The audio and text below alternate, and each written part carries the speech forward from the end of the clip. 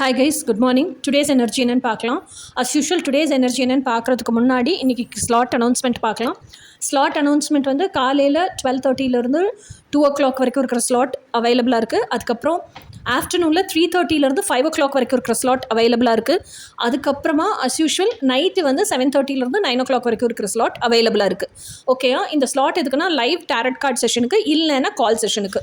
கால் session 1.5 hours-க்கு 1500 rupees. ஓகேயா? Live tarot card session full ரீடிங்க்கு லைவ் செஷனுக்கு 2500 rupees. இந்த லைவ் செஷன் டேரட் கார்டு இல்லாமல் ரெக்கார்டட் ரீடிங் கேட்குறீங்க. ரெக்கார்டட் ரீடிங் ஃபுல் பர்சனலோ இல்லை ஃபுல் ட்வின் ஃப்ளேமோ வேணும் அப்படின்னா 2000 rupees ஆகும். ஓகேயா? ஸோ இன்றைக்கி நீங்கள் உங்கள் டீட்டெயில்ஸ் எல்லாம் கொடுத்து ரெக்கார்டட் ரீடிங்க்கு உங்கள் ஃபோட்டோவும் அனுப்பிச்சி வச்சிட்டிங்க அப்படின்னு சொன்னால் நெக்ஸ்ட் டே பே பண்ணி ஸ்க்ரீன்ஷாட் எல்லாம் அனுப்பிச்சு கன்ஃபார்ம் பண்ணிட்டீங்கன்னா நெக்ஸ்ட் டே உங்களுக்கு ரீடிங்கை நாங்கள் யூடியூப்பில் அப்லோட் பண்ணிவிட்டு லிங்க் வந்து உங்களுக்கு வாட்ஸ்அப்பில் அனுப்பிச்சி வச்சுருவோம். ஓகே? ஸோ கோச்சிங் அப்படிங்கிறத பொறுத்த வரைக்கும் என்ன நினைக்கிறேன் அப்படின்னு சொன்னால் எல்லாருமே வந்து ட்வின் ஃப்ளேம்னு சொல்லிட்டு ட்வின் ஃப்ளேம் கோச்சிங் கேட்குறதில்ல. இப்போ நிறைய ஹவுஸ் ஒய்ஃப்ஸ் இருக்காங்க. ஹவுஸ் ஒய்ஃப்ஸ் எல்லாம் என்ன நினைக்கிறாங்கன்னா, நாங்கள் ஃபேமிலின்னு ஒன்று உருவாக்கிட்டோம், ஃபேமிலிக்குள்ளே இருக்கோம், ஆனால் எங்களுக்கு பீஸ் ஆஃப் மைண்ட் வேணும், எமோஷனல் ஹீலிங் வேணும், எங்களுக்கு ஒரு கோச்சிங் ரெடி பண்ணி கொடுங்க அப்படின்னு கேட்குறாங்க. ஸோ இப்போ அவங்களுக்காகவே அந்த emotional fulfilment, peace of mind அப்படிங்கிறதுக்காகவே கோச்சிங் ரெடி பண்ணியிருக்கோம். ஸோ அந்த கோச்சிங்கை இப்போ நான் உங்களுக்கு முன்னாடி ப்ரெசென்ட் பண்ணுறேன். இப்போ ட்வின் ஃப்ளேம் கோச்சிங்கும் அஸ் யூஷுவல் இருக்குது. ஓகேயா? ஸோ இப்போ இன்றைக்கான டுடேஸ் எனர்ஜி என்னன்னு பார்க்கலாம். ஓகே?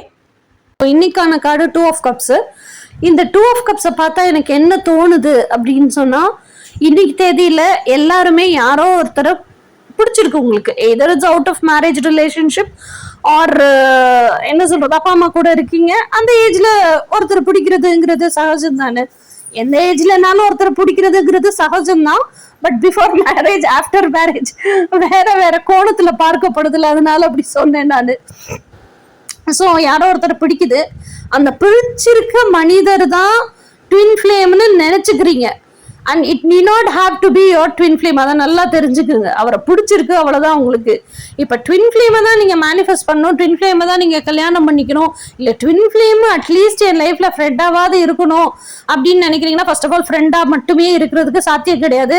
பூனை முன்னாடி கருவாடை வச்சுக்கிட்டு காவல் காத்துட்டே இருன்னு சொல்கிறது எப்படி சாத்தியம் இல்லையோ, அது மாதிரி ட்வின் ஃப்ளேம் கூட நான் ஃப்ரெண்டாக மட்டுமே இருப்பேன்னு சொல்கிறது சாத்தியமே கிடையாத விஷயம். ஓகேயா?